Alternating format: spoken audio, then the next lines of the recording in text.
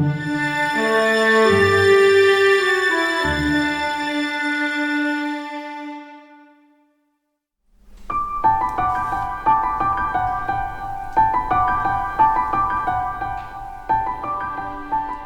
have such a long family history of substance abuse and mental health. And, there were times when I felt very, very helpless and I wasn't able to manage certain things in my family. And when I was very fortunate. I didn't get into this until I was 50 years old. My children had graduated from college and encouraged me to do what I wanted to do. And this is what I've always wanted to do. I like to help people, and I wanted to try and see if I could learn more about addiction and learn more about mental health so I could be able to help people who are going through it.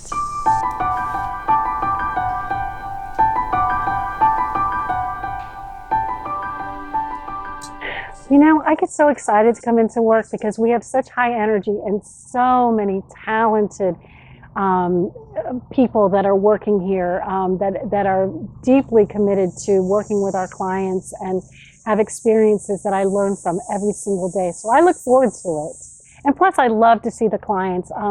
I have 3 days off, and I notice like when I miss them, I think about them while they're gone and while I'm away from them, and so I look forward to seeing them when I come back as well.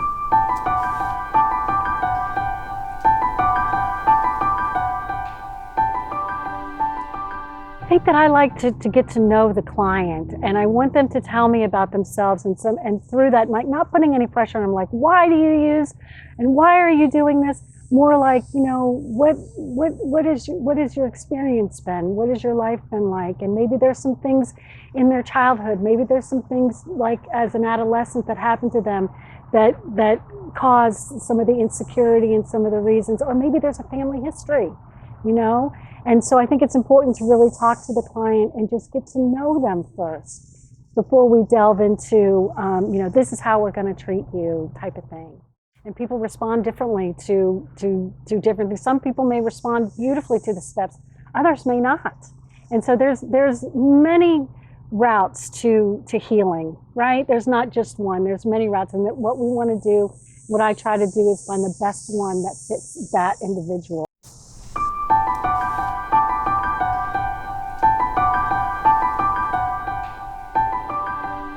Oh, absolutely we are, very much so, and it comes easily.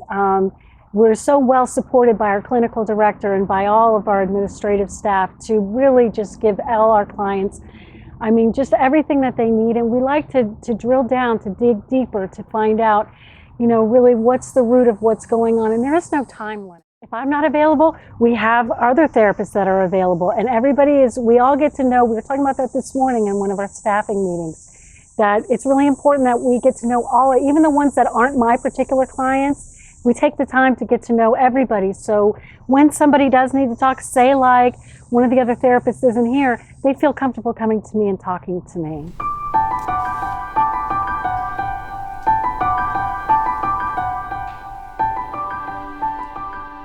Absolutely. So I had mentioned earlier about in my family, one of my family members was like, how do I go to the beach and not have a drink? How do I go to a football game, an NFL football game, or even watch football on Sunday without a drink in hand?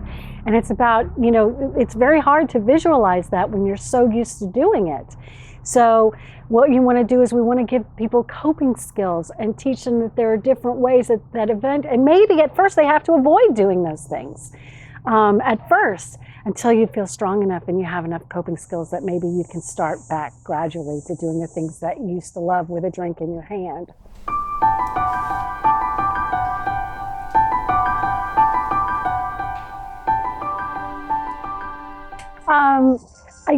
Like Oprah, I call them aha moments, and I see it. We have clients that come in, and especially our mental health clients, and they are, they're very much in need of being here.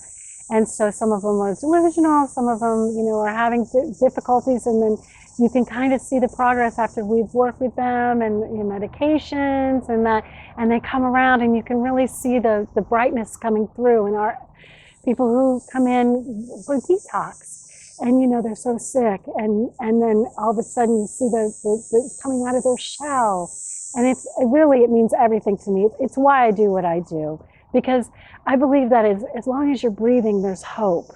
And so, I always want to keep hope alive. I always try to look at the positive side. And I think in every scenario, we can find something positive.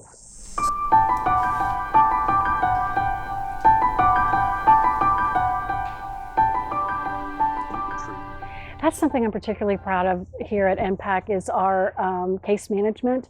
They do a wonderful job with aftercare and planning. It's incredibly important. We want to make sure that our clients are supported when they leave. And so we have they are case managers along with the therapists. We work very hard to make sure that it's kind of finely tuned to what they need, and they go in the direction, obviously, with what they want, what the client wants, but also with the encouragement of what there is out there to offer, that we can offer.